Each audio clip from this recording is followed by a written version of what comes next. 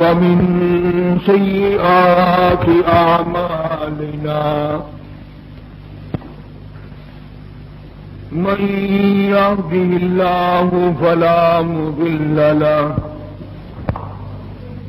ومن يضلل فلا هادي له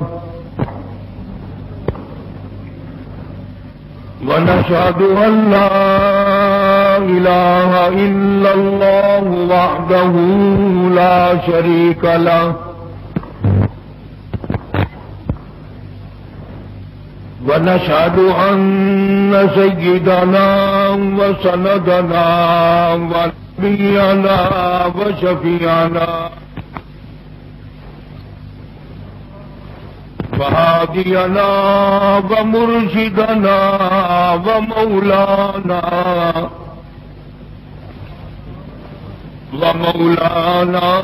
محمدا عبده ورسوله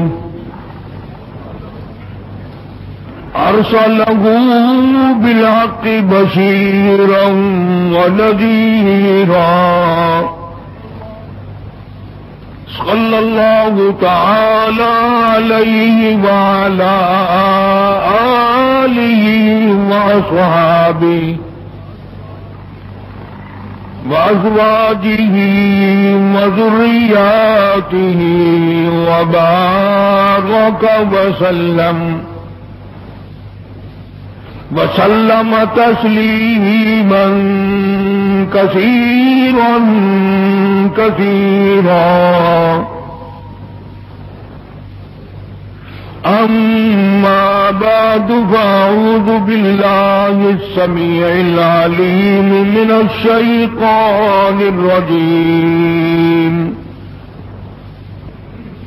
بسم الله الرحمن الرحيم اليوم أكملت لكم دينكم وأتممت عليكم نعمتي ورضيت لكم الإسلام دينا ومن يبتغ غير الإسلام دينا فلن يقبل منه وهو في الآخرة لمن الخاسرين. وقال الله تبارك وتعالى إذا جاء نصر الله والفتح ورأيت الناس يدخلون في دين الله أفواجا فسبح بحمد ربك واستغفره إنه كان توابا.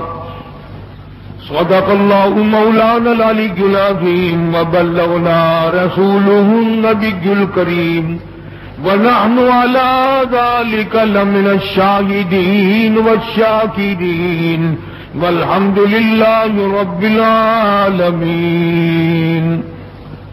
اللهم صل على محمد وعلى آل محمد كما صليت على إبراهيم وعلى آل إبراهيم إنك حميد مجيد. اللهم بارك على محمد وعلى آل محمد كما باركت على إبراهيم وعلى آل إبراهيم إنك حميد مجيد. ریکارڈنگ ترجمے میں امام الانبیاء محبوب کبریا حضرت محمد مصطفیٰ صلی اللہ تعالی علیہ وسلم کی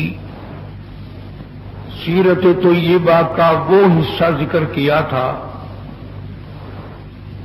جہاں سے قرآن کریم کا نزول شروع ہوتا ہے، قرآن کریم کی ابتدا ہوتی ہے، اعلان نبوت کیا جاتا ہے۔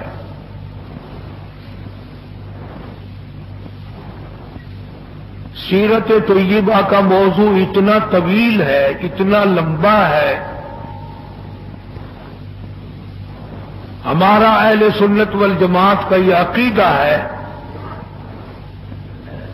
کہ دنیا کے سارے درختوں کی قلمیں بنا لو، جتنے ندی، نالے، نہر، دریا، سمندر ہیں، سب کی شاہی بنا لو، اور جناب رسول کریم صلی اللہ علیہ وسلم کی تعریف اور ثنا لکھنی شروع کر دو۔ ہمارا عقیدہ ہے کہ درخت قلمیں دیتے دیتے ختم ہو جائیں گے، سمندر شاہی مہیا کرتے ختم ہو جائیں گے، مگر کالی کملی والے کی تعریف کا کوئی حصہ بھی ادا نہ ہو سکے گا۔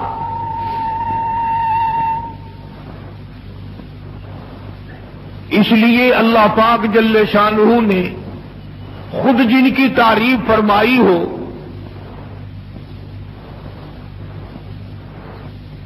جن کا شناخہ خود خدا ہو، اور بندہ کیسے مکمل کر سکتا ہے؟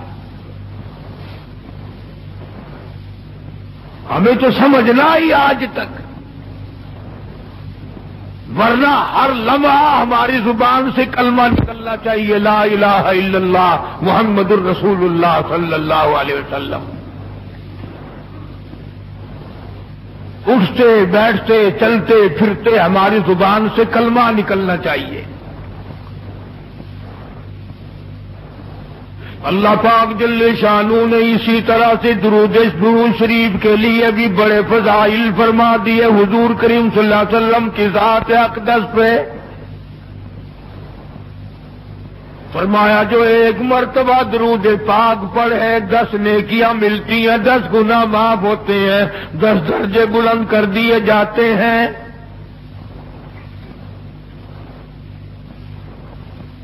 اور یہاں تک فرمایا جو آدمی کالی کملی والے صلی اللہ تعالی علیہ وسلم کا نام نامی سنے، اس میں گرامی اپنی زبان پہ لائے، اگر سرکار کی ذات اقدس پہ درود پاک نہ پڑے، حدیث پاک میں آتا ہے وہ بڑا بد نصیب ہے، بڑا بدبخت ہے، بڑا بخیل ہے، جہنمی ہے۔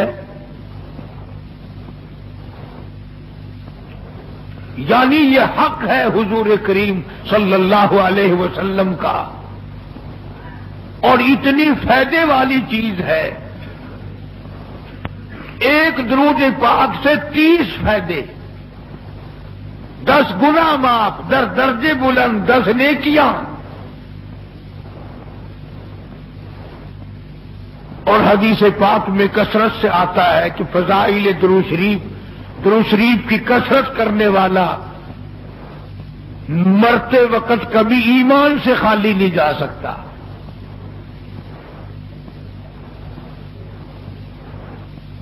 مگر آج ہمیں فرصت نہیں، اس لیے قرآن کریم نے ان چیزوں کا اعلان کر دیا۔ حجۃ الوداع کا زمانہ ہے، کالی کملی والے کا آخری حج ہے۔ جبل رحمت کے نیچے ذرا سی نیچے اتر کر جگہ بنی ہوئی ہے، وہاں پر ایک اونٹنی پہ سوار ہے، ایک ڈاچی پہ سوار ہے۔ لوگوں کو فرمایا یا ایھا الناس، او لوگوں، او انسانوں، او آدمیوں، اللہ اور اس کے رسول کو ماننے والوں،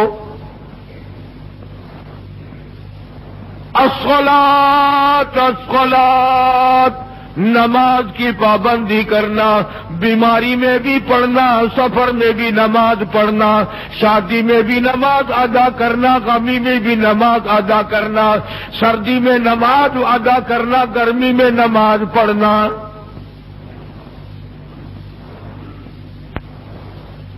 آخری حج ہے، حضور کریم صلی اللہ تعالی علیہ وسلم کا تقریباً آخری وقت ہے. فرمایا لوگوں قرۃ عینی فی الصلاۃ، نماز میری آنکھوں کی ٹھنڈک ہے. جو نماز نہیں پڑھتا میں اس کے لیے قیامت میں شفاعت کرنا میری کوئی ذمہ داری نہیں.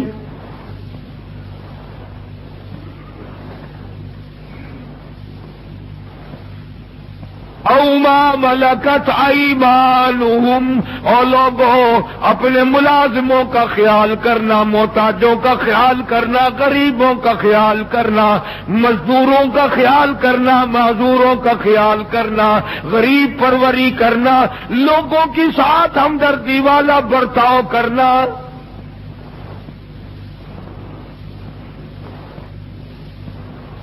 جو کچھ میں تمہیں بتلا رہا ہوں فرمایا یاد کرو، میری بات کو سمجھو. حضور کریم صلی اللہ علیہ وسلم نے فرمایا لاکھوں کا مجمع ہے، فرمایا جو میں تمہیں بات کہہ رہا ہوں تمہارے ذمے ہے. جو اس وقت میدان عرفات میں نہیں پہنچ سکے ان تک پہنچا دینا.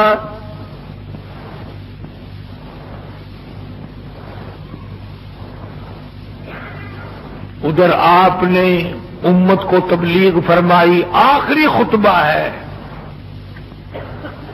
حضور کریم صلی اللہ علیہ وسلم کا، آخری خطبہ، آخری وعظ ہے، آخری نصیحتیں ہیں. ادھر قرآن کریم کی آخری آیت نازل ہو گئی، الیوم اکملت لکم دینکم واتممت علیکم نعمتی ورضیت لکم الاسلام دینا. کالی کملی والے آج ہم نے تمہارا دین کامل کر دیا، اسلام مکمل ہو گیا. حضور کریم صلی اللہ تعالی علیہ وسلم نے ضروری چیزیں آخری خطبے میں ارشاد فرما دی.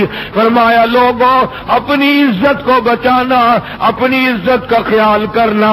دو چیزوں کی ضمانت آج تم مجھے دے دو، ایک چیز کی ضمانت آج میں تمہیں دے دیتا ہوں، اپنی زبان کی اجازت دو، غلط نہیں استعمال کرو گے، اللہ رسول کے خلاف نہیں چلاؤ گے، اپنی نفسانی خواہشات کی ضمانت دو، اللہ اور اس کے رسول کے حکم کے خلاف نہیں برتو گے، نہیں چلاؤ گے. فرمایا والذی نفسی بیدی محمدا، اور لوگوں اس مالک کائنات کی قسم میں جنت الفردوس کی تمہیں ضمانت دیتا ہوں. www.shahideislam.com. حجۃ الوداع میں خطبہ ارشاد فرما دیا. اس کے بعد مینا مزدلفہ تشریف لے آئے، مکہ مکرمہ میں تشریف لے آئے. واپسی مدینے پاک میں ہو رہی ہے، راستے ہی میں طبیعت بگڑ گئی. وہاں میدان عرفات میں آخری خطبے میں فرمایا او لوگوں شاید میری تمہاری آخری ملاقات ہو، اور لوگوں شاید آج کے بعد تم میری آواز نہ سن سکو، میری زیارت نہ کر سکو، میری بات کو پلے باندھ کے لے جاؤ.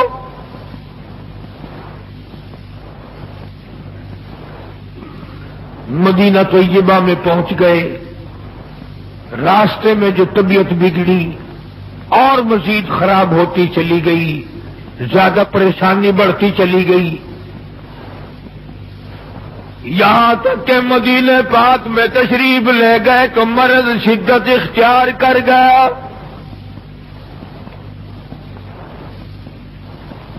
جناب ابو ہریرہ رضی اللہ تعالیٰ عنہ نے دیکھ کر عرض کر دیا میرے آقا بڑی کمزوری آ گئی، بڑی ضعیفی آ گئی، بڑی ناتوانی سی آ گئی، بڑے آپ کمزور ہو گئے، بہت زیادہ ضعیفی چہرے سے ظاہر ہونے لگی.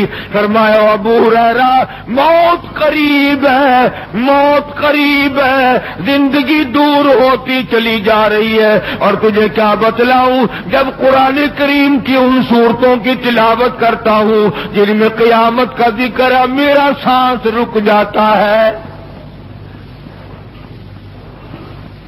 میرا سانس بگڑ جاتا ہے.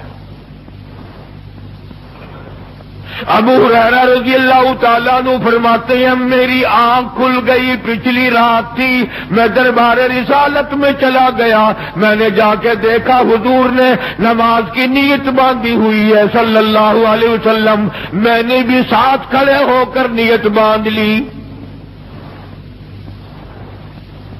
سورہ بقرہ 2.5 سپارے کی پوری سورت ہے۔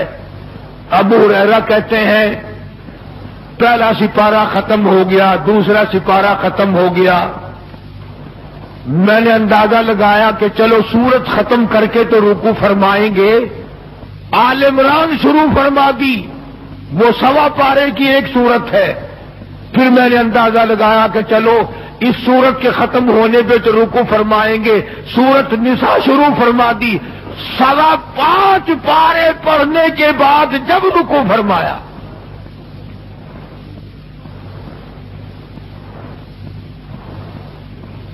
اپنا حال بھی دیکھ، اس کالی کملی والے کا حال بھی دیکھ صلی اللہ علیہ وسلم۔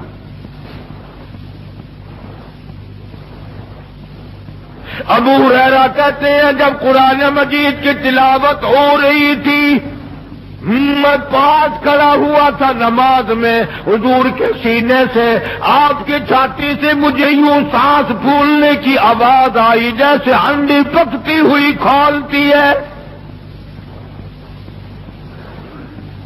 سانس پھول گیا۔ قرآن کریم کی تلاوت کرتے کرتے طبیعت متاثر ہو رہی ہے۔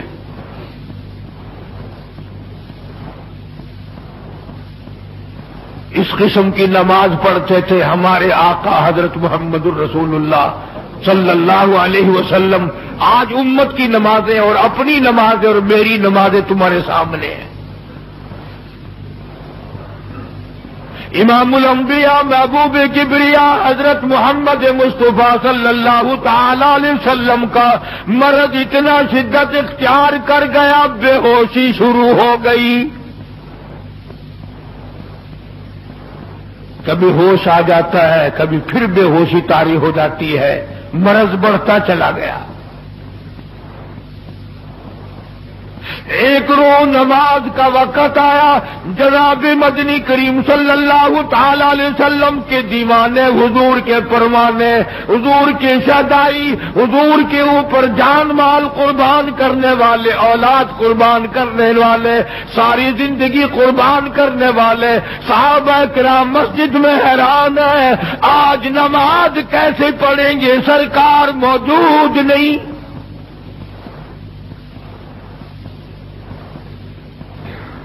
جناب عائشہ صدیقہ رضی اللہ تعالی عنہا نے جناب فاطمہ الزہرا رضی اللہ تعالی عنہا دونوں پریشان ہیں کہ مرض بڑھ گیا ہے، تکلیف زیادہ ہے۔ ہوش آئی آپ کو، فرمایا اصل الناس، کیا لوگوں نے نماز پڑھی؟ فرمایا قالوا لا بل ينتظرونك، نہیں پڑھی بلکہ آپ کا انتظار ہو رہا ہے۔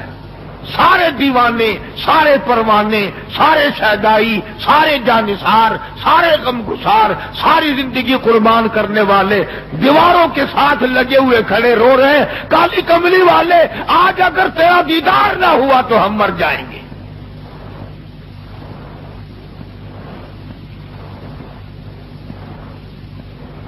فرمایا مری ابا بکر ان یصلی الناس،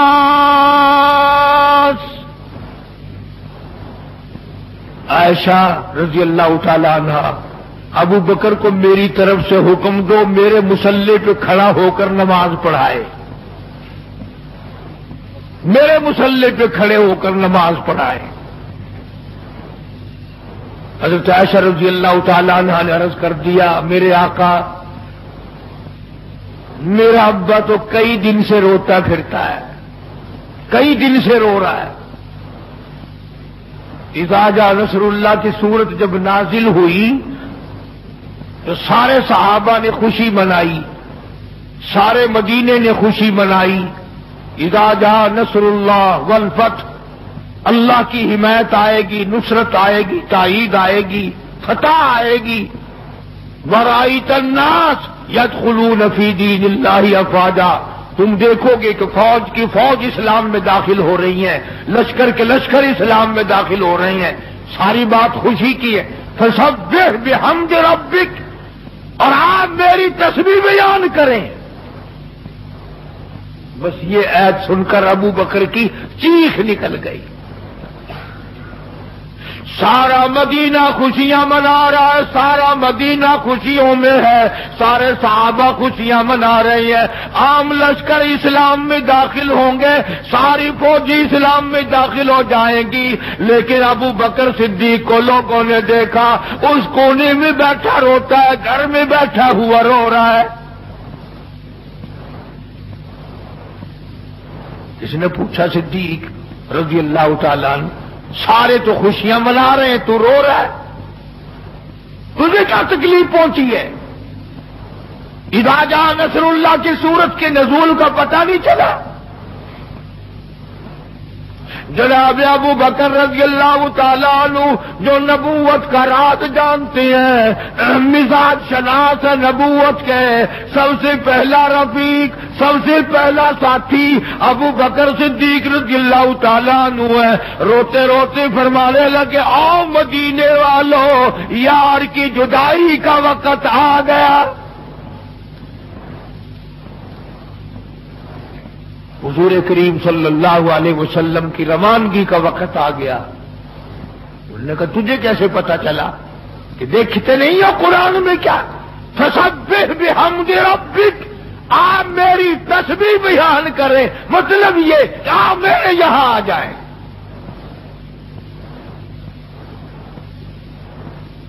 سب سے زیادہ صدیق اکبر نے قرآن کریم کو سمجھا۔ تو حضرت عائشہ رضی اللہ تعالیٰ عنہ نے عرض کیا، کالی کمبلی والے وہ تو پہلے ہی روتے پھرتے میرے ابا، تو کسی اور کو حکم دو۔ فرمایا عائشہ، امت میں تیرے باپ جیسا نظر کوئی نہیں آتا، ساری امت میں تیرے باپ جیسا نظر کوئی نہیں آتا۔ صدیق اکبر رضی اللہ تعالیٰ عنہ کو حکم مل گیا، صحابہ نے مصلی پہ کھڑا کر دیا، نماز ہو رہی ہے۔ اللہ اکبر، ایک تھوڑا سا نقطہ باریک سا ہے، اگر توجہ کرو گے تو مزہ آئے گا۔ ادھر حکم دے دیا نماز پڑھانے کا، ادھر نماز شروع ہو گئی۔ ایک تو یہ بات تھی نا کہ حکم دیا، نماز ہو گئی، پوری ہو جائے گی، وہ پڑھا دیں گے، اور ایک یہ ہے کہ میں خود نماز پڑھاتا ابو بکر کو دیکھوں، صرف پڑھاتا نہ دیکھوں، میں بھی صدیق کے پیچھے نماز پڑھوں، کل لوگ کوئی اعتراض نہ کرے۔ یہ ایک بڑی بات ہوتی ہے، پر مصلی پہ بھی خود کھڑا کرنا اور خود پیچھے آ کر کے نماز کی نیت باندھنا۔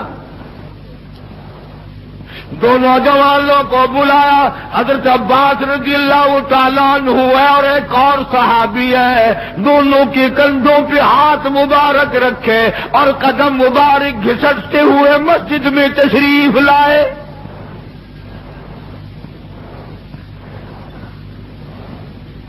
آپ اور میں تو تھوڑی سی تکلیف ہو جائے، سب سے پہلا نزلہ نماز پہ پڑتا ہے، کھانا اچھا ہو جائے گا، ڈاکٹروں کا خرچ بڑھ جائے گا،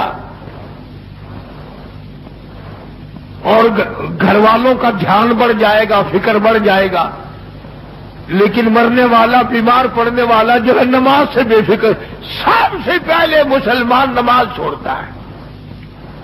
اور میری بات لکھ کے لے جاؤ، لاکھوں کروڑوں میں سے 2-4 نمازی مرتے ہیں، بڑا خوش نصیب ہے وہ آدمی کہ دم نکل جائے پر نماز ایک بھی قضا نہ ہو،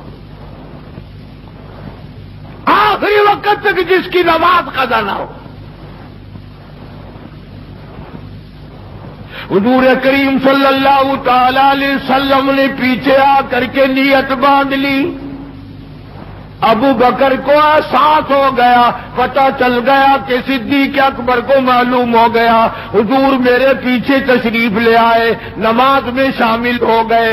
ابو بکر پیچھے ہٹنے لگے، مصلی چھوڑنے لگے۔ آپ نے فرمایا الزم مکانک، ٹھہرا رو وہی جہاں میں نے تجھے کھڑا کر دیا۔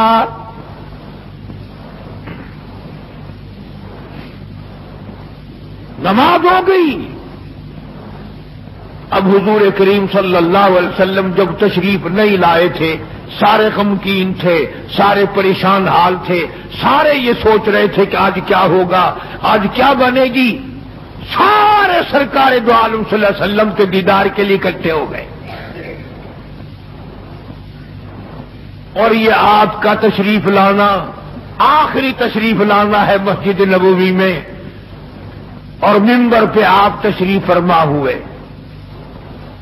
آپ نے اسی خطبے کی پھر بعض الفاظوں کو، بعض احکامات کو دوہرایا، اور لوگوں نماز کا خیال کرنا، نماز کی پابندی کرنا، یتیموں کا خیال کرنا، محتاجوں کی غریب پروری کرنا، اگر اس کے خلاف تم چلو گے میری کوئی ذمہ داری نہیں۔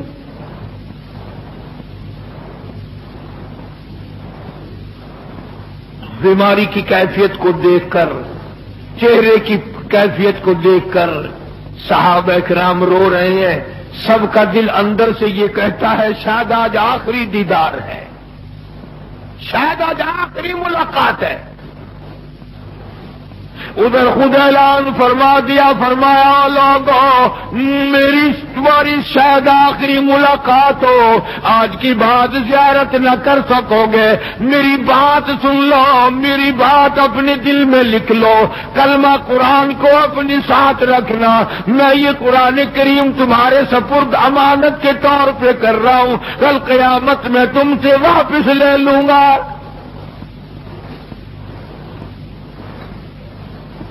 سارے صحابہ چاروں طرف سے اکٹھے ہیں، مجمع بنا ہوا ہے۔ ادھر منبر پہ تشریف فرما ہے، خود ہی فرمانے لگی الوداع الوداع اے دوستو، اب جلد اتر جائیں گے ہم، الوداع اے دوستو، اب جلد اتر جائیں گے ہم، اور پھر کبھی اس دنیا کمینی میں نہیں آئیں گے ہم۔ میرا آخری وقت ہے، میری تمہاری آخری ملاقات ہے، میری بات یاد کر لو۔ سارے دیوانے حیران ہو گئے، اور بھی پریشانی بڑھ گئی، لوگ قریب آ گیا بچھڑنے کا معاملہ۔ ہم نے اولاد کو قیمہ بنتا دیکھا، پرواہ نہ کی، ہمارے بچوں کو ظالموں نے نیزے کی نوک پہ لٹکا دیا، پرواہ نہ کی، وطن چھڑا دیا، پرواہ نہ کی، 8 دن پانی کی بوند نہ ملی، پرواہ نہ کی، مہینوں مہینوں روٹی کا ٹکڑا نہ دیکھا، پرواہ نہ کی، کوئی پرواہ نہیں کی۔ آج یہ کیا سلسلہ شروع ہوا؟ سارے صحابہ کرام بھی رونے لگے اور کہتے ہیں کس طرح سے کیوں کر، کس طرح سے کیوں کر دل لگائیں گے ہم، اور اس جیسی مبارک شکل کہاں سے لائیں گے ہم، کس طرح جئیں گے، کس طرح گزارا کریں گے؟ آقا ہم نے تو بھوک بجھائی، پیاس بجھائی، سب کچھ تجھ پہ قربان کر دیا تھا۔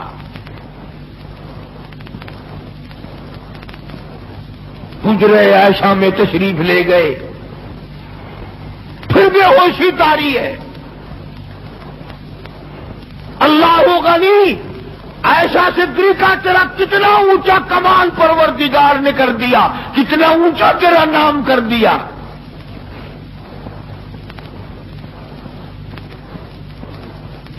انصاف دیکھو نبی کا، پھر اپنے یہاں بھی میں بھی اور آپ بھی ہاتھ ماریں، ذرا کلیجے پہ ہاتھ رکھ کے سوچیں کہ آخر ہمارا کیا بنے گا۔ سیدہ حفصہ رضی اللہ تعالی عنہا کو بلوایا، سیدہ ام سلمہ رضی اللہ تعالی عنہا کو بلایا، سیدہ زینب رضی اللہ تعالی عنہا کو بلایا۔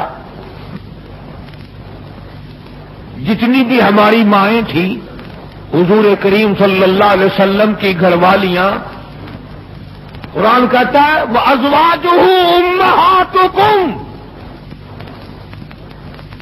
ان کی گھر والیاں ساری تمہاری مائیں ہیں، امہاتہم تمام کے تمام تمہاری مائیں ہیں۔ اللہ غنی، سیدہ ام سلمہ، سیدہ حفصہ، سیدہ جویریہ، سیدہ زینب، سیدہ صفیہ، سیدہ ام حبیبہ رضی اللہ تعالیٰ عنہما، ساری ہماری ماؤں کو جمع کر کے فرمایا تم تمام کے تمام مجھے اجازت دے دو، میں اپنا آخری دل، اپنے آخری بیماری کا دل عائشہ صدیقہ کے حجرے میں گزار لوں، تم اجازت دو مجھے، بے انصافی نہ ہو جائے، خدا کے یہاں سے پوچھ گچھ نہ ہو جائے۔ پھر بات بڑھی، www.islam.com جناب عائشہ صدیقہ رضی اللہ تعالیٰ عنہا پریشان بیٹھی ہیں، جناب فاطمہ الزہرا رضی اللہ تعالیٰ عنہا پریشان بیٹھی ہیں، بڑی تکلیف ہے، بڑا شدت کا بخار ہے، بے ہوشی بھی ہے۔ فرمایا میری عائشہ ٹھنڈے پانی کا پیالہ لے آ، سمجھی میرے محبوب کو پیاس لگی ہوگی، دوڑ کر پانی کا پیالہ لے آئی، اشارہ فرمایا یہاں رکھ دو، رکھ دیا گیا۔ جناب عائشہ صدیقہ رضی اللہ تعالیٰ عنہ فرماتی ہیں میرا کلیجہ پھٹنے لگا، جناب فاطمہ الزہرا رضی اللہ تعالیٰ عنہ فرماتی ہیں میرا جگر پھٹنے لگا، ہم نے آنکھوں سے دیکھا امام الانبیاء صلی اللہ تعالیٰ علیہ وسلم کی ذات اقدس رحمت والا ہاتھ اس پانی کے پیالے میں بھگو کر اپنے چہرے انور پہ چھینٹے مارنے لگے، یوں چہرے انور کو ٹھنڈا کر رہے ہیں۔ حضرت عائشہ فرماتی ہیں رضی اللہ تعالی عنہا میں نے عرض کر دیا میرے آقا یہ گھبراہٹ کیسی، یہ پریشانی کیسی، یہ تکلیف کیسی، یہ چھینٹے کیسے؟ فرمایا میری عائشہ تو نہیں جانتی موت کتنی گھبراہٹ والی چیز ہے، وجات سکر الموت بالحق، قرآن کہتا ہے کہ موت کی سختی حق ہے۔ جناب عائشہ صدیقہ رضی اللہ تعالی عنہا فرماتی ہیں کہ میں نے حضور کی تکلیف کو جب آنکھوں سے دیکھ لیا پھر میرے دل میں یہ بات کبھی آئی ہی نہیں کہ اور کسی کو تکلیف ہو یا نہ ہو۔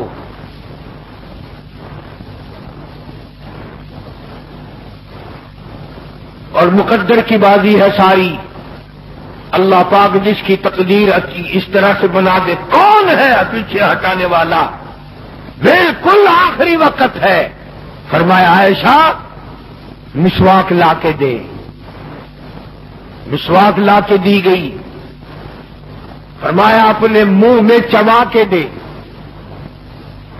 اپنے منہ میں چبا کے دے، نرم کر کے دے۔ حضرت عائشہ صدیقہ رضی اللہ تعالی عنہا نے چبا دی، نرم کر دی اپنے منہ میں چبا کر۔ توجہ کرنا، یہ نہیں فرمایا کہ اسے اب دھو کے دے۔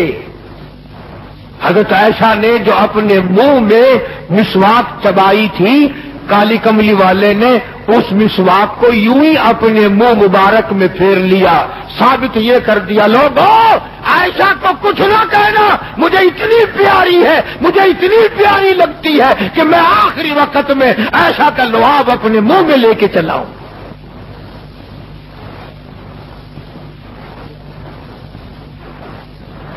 آج لوگ 4 ورقے تاریخ کی کتاب سے پڑھ کر صحابہ کرام کے فیصلے شروع کر دیتے ہیں. اپنے ایمان کو بچاؤ. خبردار نبی کے گھر والوں کے بارے میں کبھی غلط خیال نہ کرنا. اس لیے قانون کی بات سنو. نبی جب قرآن کہتا وما ينطق عن الهوى ان هو الا وحی یوحی، نبی اللہ کی اجازت کے بغیر سانس نہیں لیتا. نبی اللہ کی اجازت کے بغیر ہاتھ کو حرکت نہیں دیتا. نبی اللہ کی اجازت کے بغیر قدم نہیں اٹھاتا، قدم نہیں رکھتا. تو نبی اللہ کی اجازت کے بغیر رشتے بھی نہیں کرتا. تمام دنیا کے رشتے ماں کرتی ہے، باپ کرتے ہیں، مامے کرتے ہیں، نانے کرتے ہیں، چچے کرتے ہیں. نبی کا رشتہ خدا کرتا ہے.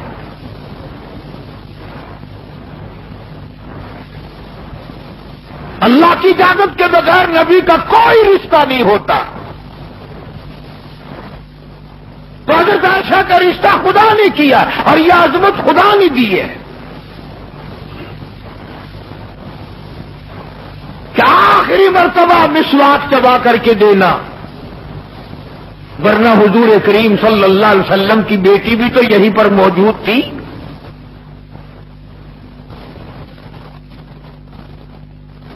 اس کے بعد جناب عائشہ صدیقہ رضی اللہ تعالیٰ عنہ فرماتی ہیں میں بھی بیٹھی تھی، بڑی پریشان تھی. جناب فاطمہ الزہرا رضی اللہ تعالیٰ عنہ بھی پریشان تھی. ماتھے پہ پسینے آتے تھے جاتے تھے. اتنی دیر میں دستک ہوئی، دروازہ کھٹکا، کسی نے آواز دی ہل ادخلوک فی البیت.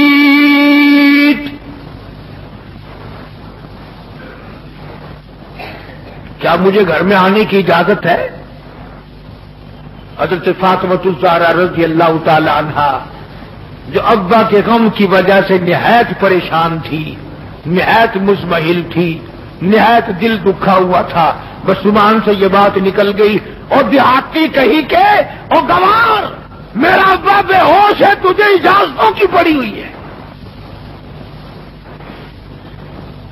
سرکار کو ہوش آ گیا. یہ جواب سن لیا اپنی لخت جگر کا. رحمت والا ہاتھ اپنی بیٹی کے سینے پر رکھتے ہوئے فرمایا بیٹی یوں نہ کہو، یہ دیہاتی نہیں، یہ گوار نہیں، یہ پاگل نہیں، یہ تو اسرائیل ہے. یہ تو تیرے ابا کا مقام ہے کہ اجازت لے کے آ رہا ہے. اس نے تو آج تک کبھی کسی سے اجازت مانگی ہی نہیں، کبھی بھی کسی سے اجازت نہیں لی. یہ اکرام ہے محمد مصطفیٰ صلی اللہ تعالی علیہ وسلم کا. تشریف لے آئے اور یہ جو معاملہ ہو رہا ہے نا، جو کچھ میں بتلا رہا ہوں یاد کرنے کے لیے عرض کر دوں. یہ جو کچھ میں آج تمہیں بتلا رہا ہوں چونکہ ربیع الاول کا مہینہ ختم ہو رہا ہے، آج اس کا آخری جمعہ ہے، اس لیے میں اس عنوان کو ختم کرنا چاہتا ہوں. اور مطلب میرا کیا ہے، یہ جو کچھ میں تمہیں بتا رہا ہوں ساری دنیا کے علماء کا اتفاق ہے، یہ سب کچھ 12 ربیع الاول کو ہو رہا ہے. یہ اسرائیل کا آنا اور یہ بیماری اور یہ پریشانی اور یہ پسینے اور یہ حضرت عائشہ کا مسواک کو چبا کر کے دینا اور فاطمہ الزہرا کا پریشان ہونا، یہ 12 ربیع الاول کو ہو رہا ہے سب کچھ. جس دن تو ڈھول بجاتا ہے، جس دن تو نے 1400 سال کے بعد ناچنے کا پروگرام بنایا ہوا ہے، تیرے بیٹے کا آخری وقت ہو، برابر والا ڈھول بجا کے دکھائے، تیرے کلیجے پہ چوٹ لگے گی. او ظالم میرا کیا حال ہے اور تم نے یہ کیا شروع کیا ہے؟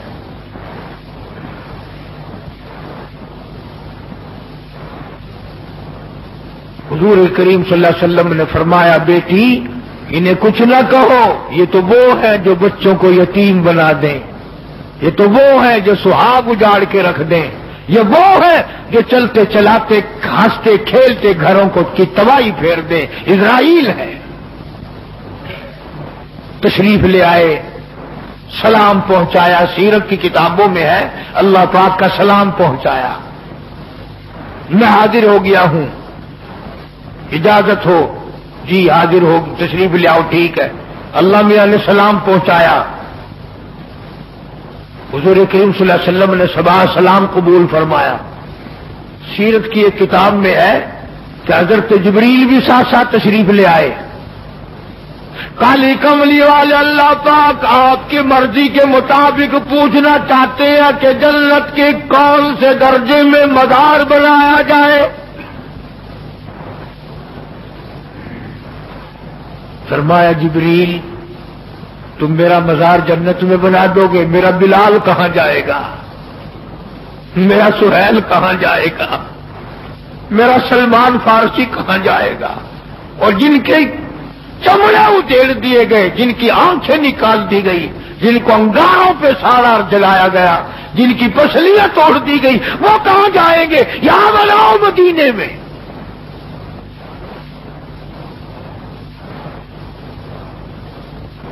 سیرت کی کتابوں میں ہے کہ روح مبارک جب قفس سے انصری سے الگ کرنے لگا اسرائیل, آپ نے فرمایا اسرائیل مجھے تکلیف ہو رہی ہے.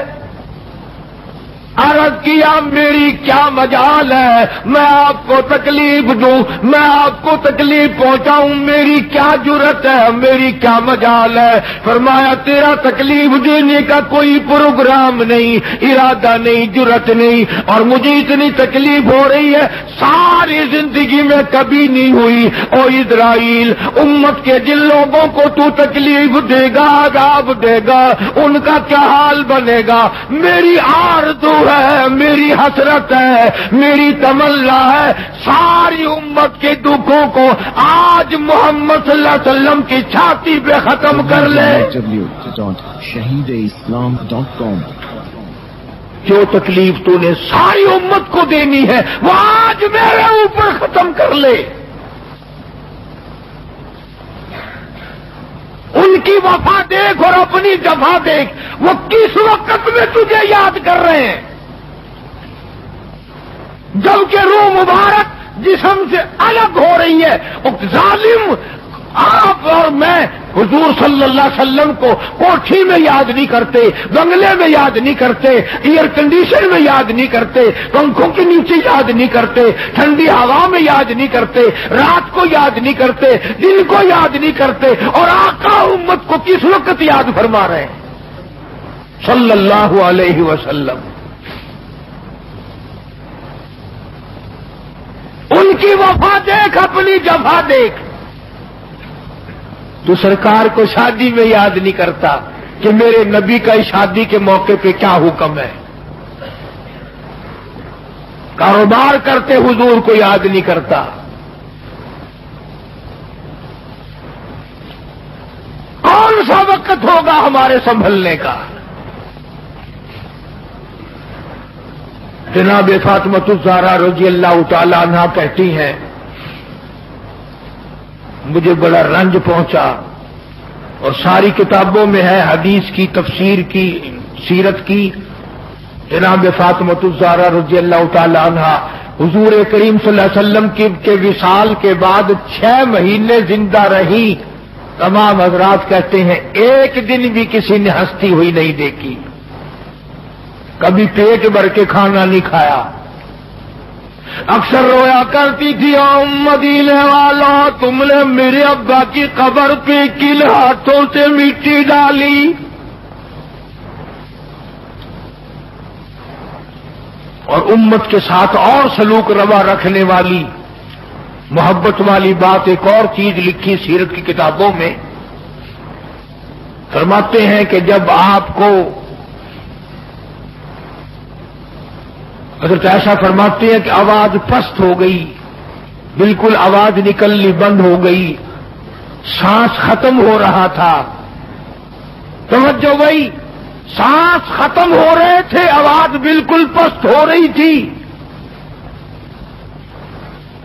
حضرت عائشہ فرماتی ہیں کہ لب حرکت کرتے تھے, لب مبارک حرکت کرتے تھے. حضرت عائشہ فرماتی ہیں کہ میں نے یہ کان لگا دیا لبوں کے قریب, کہ کیا فرما رہے ہیں؟ فرماتے ہیں ایک ہی آواز تھی، ربی حبلی امتی، مولا میری امت کو معاف کر دے، مولا میری امت کو معاف کر دے۔ جس امت کے لیے ساری رات سجدوں میں دعائیں مانگی، آنسو بہا بہا کے دعا مانگی، اور اس آخری وقت میں بھی اس امت کے لیے دعائیں فرما رہے ہیں، اور یہ امت 5 وقت نماز کے لیے تیار نہیں، یہ امت ظلم سے توبہ کرنے کو تیار نہیں، یہ امت حرام کھانے سے توبہ کرنے کو تیار نہیں، یہ امت آج اللہ کے قہر سے بچنے کو تیار نہیں۔ کیا صورت ہوگی؟ اسی لیے قرآن کریم کے 18ویں سپارے کی ایک آیت آپ کو آخری میں سنا دوں۔ میدان حشر برپا ہوگا، قیامت کا میدان لگا ہوا ہوگا، جناب مدنی کریم صلی اللہ تعالی علیہ وسلم تشریف لائیں گے اور فرمائیں گے وقال الرسول یا رب ان قوم اتخذوا هذا القرآن مہجورا، یا اللہ یہ وہ لوگ ہیں جنہوں نے میرے قرآن کا مذاق اڑایا، تمسخر اڑایا، ٹھٹھا بنایا، مخول بنایا۔ وَكَذَلِكَ جَعَلْنَا لِكُلِّ نَبِيٍّ عَدُوًّا مِّنَ الْمُجْرِمِينَ، یہ میرے دشمن ہیں جیسے پہلے نبیوں کے دشمن ہوا کرتے تھے، جلال میں ہوں گے، غصے میں ہوں گے۔ محمد عربی صلی اللہ علیہ وسلم جب فرشتے خبردار کریں گے کالی کملی والے تیرے بعد انہوں نے بڑی بدعت پھیلائی، تیری سنتوں کو مٹایا اور بدعت پھیلائی، تیری سنتوں کو ختم کیا اور رواج نئے نئے چلائے، شرک کیا، بدعت کیے، کفر کمایا۔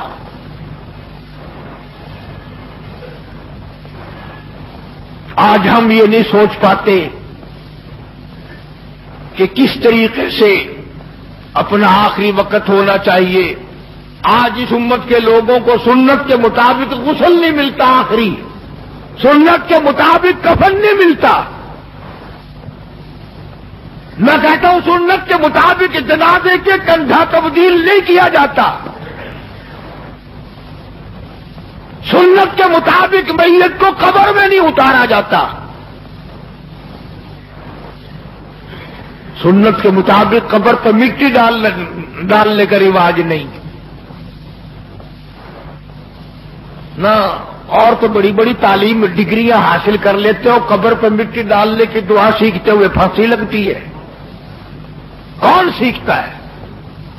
یہ چاروں طرف جتنے بوڑھے بیٹھے ہیں سفید داڑھیوں والے، پوچھ کے دیکھو، سوائے 100 میں سے 2 کے 98 کو نہیں آتی، قبر میں میت اتارنے کی دعا نہیں آتی، قبلہ کی طرف منہ موڑنے کی دعا نہیں آتی۔ اور انشاءاللہ آج کل تو ضرورت بھی نہیں، کیوں؟ جنت ہمارے باپ دادا کی ہے، چھلانگ لگائیں گے اور پہنچ جائیں گے۔ اس لیے میں یہ بات عرض کر رہا ہوں دکھ کے ساتھ کہ آپ دین کو سیکھتے نہیں، آپ دین کے قریب نہیں آتے۔ آپ محمد عربی صلی اللہ علیہ وسلم کے اگر عاشق ہیں، محبت کرنے والے ہیں، پروانے ہیں، دیوانے ہیں، آؤ پھر یار کی ہر ادا پر جان دو، پھر اس کو سیکھو، پھر اس پہ عمل کرو، تاکہ ساری زندگی سنتوں پہ عمل کرتے کرتے گزر جائے۔ اس لیے قرآن کریم کی جو میں نے آیت تلاوت کی تھی راجا نصر اللہ کی، اس کا یہی مفہوم ہے، فسبح بحمد ربک، میرے نبی آ جا پھر آپ تسبیح پڑھیں میرے نام کی، واستغفرہ انہ کان توابا۔ اس لیے ہمیں بھی ہر وقت یہ کوشش کرنی چاہیے کہ قرآن کریم کی تلاوت کی عادت بنا لیں، درود شریف کی عادت بنا لیں، لا الہ الا اللہ، لا الہ الا اللہ محمد رسول اللہ، اس کی عادت بنا لیں، سبحان اللہ والحمدللہ ولا الہ الا اللہ واللہ اکبر ولا حول ولا قوت الا باللہ العلی العظیم، اس کی عادت بنا لیں۔ آؤ اس کا فائدہ بتاؤں۔ حدیث پاک میں آتا ہے جب زبان پہ ذکر ہوتا ہے، اللہ کا نام ہوتا ہے اور آدمی قدم رکھتا ہے، زمین کہتی ہے او پیارے تیرے یہ قدم مجھے کب تک نصیب، کتنے دنوں کے بعد ملے، زبان تیری ہو اور ذکر میرے اللہ کا ہو، قدم تیرا ہو اور جسم میرا ہو۔ یوں آتا ہے کتابوں میں، زمین گواہی دے گی قیامت کے دن، اس نے مجھ پر سبحان اللہ کہا تھا، اس نے مجھ پر الحمدللہ کہا تھا، اس نے مجھ پر درود پاک پڑھا تھا، اس نے مجھ پر قرآن کی تلاوت کی تھی، اور وہ گواہی بھی دے گی زمین، اس نے مجھ پہ زنا کیا، حرام خوری کی، بدماشی کی، اس نے خنزیر کھایا، سور کھاتا رہا دنیا میں۔ یہ ساری چیزوں کی زمین گواہی دے گی، یہ دیواریں، یہ کھڑکیاں، یہ روشن دان، یہ چھت سب گواہی دیں گے، چغلی کی، غیبت کرنے کی، بدکاری کی، تمام چیزوں کی۔ اس لیے اپنی زندگی کا ایک ایک لمحہ قیمتی ہے، قیمتی، اس کی قدر پہچانو، اس میں کچھ کمانے کی کوشش کرو۔ اللہ پاک مجھے اور آپ کو حضور کریم صلی اللہ علیہ وسلم کا جیسے آخری وقت میں نے عرض کیا، ویسے کیسٹ پہلے بھی ہے سفر آخرت نبی صلی اللہ علیہ وسلم کا، اس لیے آخری عرض کر دیا کہ ربیع الاول کا آخری جمعہ تھا۔ اللہ پاک ہم سب کو صحیح معنوں میں غلام بنائے، تابعدار بنائے، عظمت اور محبت حضور کریم صلی اللہ علیہ وسلم کی نصیب فرمائے۔ وآخر دعوانا الحمدللہ رب العالمین۔ قاری محمد حنیف صاحب مدنی مسجد ملتان میں بیان فرما رہے تھے، موضوع تھا آخری پیغام نبوت۔ shahideislam.com اس ویب سائٹ پر آپ سن سکتے ہیں شہید اسلام مولانا محمد یوسف لدھیانوی رحمہ اللہ کی آواز میں درس قرآن، درس حدیث اور اصلاحی مواعظ۔ خالق و کلی شیء، ہر چیز کے پیدا کرنے والا، ہر چیز اس کی مخلوق اور وہ سب کا خالق۔ جبکہ شہید اسلام کی تصانیف آن لائن پڑھ بھی سکتے ہیں۔ اس کے علاوہ اس ویب سائٹ پر آپ سن سکتے ہیں ممتاز علماء کرام کے اصلاحی بیانات۔ اس لیے اللہ پاک جل شانہ نے قرآن کریم میں اعلان کر دیا، فرمایا قل اطیعوا اللہ والرسول۔ www.shahideislam.com